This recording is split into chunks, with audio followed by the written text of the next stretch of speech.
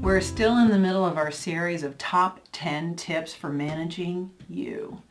Tip number 5 is think big picture. Now, I'm not talking about, hey, I'm going to be the next general manager of this place. Hey, that might be your thing, but I'm even talking bigger than that. Think big picture about what you're really up to when you can be empathetic and when you can manage your own emotions while being empathetic. So it makes you more influential as a person. It makes you noticed when you can be empathetic, when you can manage your own emotions so that you can be truly emotionally intelligent and flexible and empathetic. It makes you someone that people want to aspire to be around. It makes you memorable. It's so important, and a study was just recently done by another company I know called DDI, and they reported that only 40% of frontline leaders were considered either proficient or strong in empathy. So that tells me that there are a lot of people out there that not only don't demonstrate empathy, but they're becoming a liability to their organizations and to their coworkers because they lack empathy. Think of a manager or a leader that you really liked, that you appreciated. What were some of their biggest qualities that you appreciated?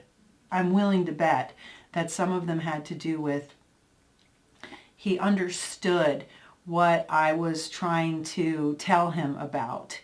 She took the time to listen to my questions or concerns, and she didn't judge where I was coming from. She was a great person she was bringing me up instead of putting me down.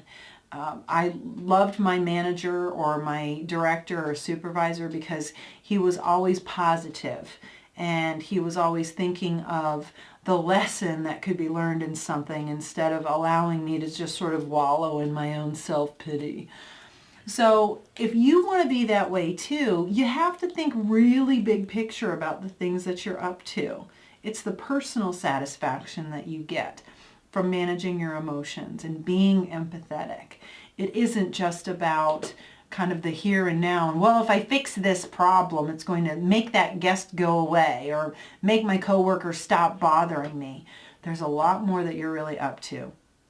So the better you are at managing your emotions and being empathetic, the more your team is actually going to be engaged with you.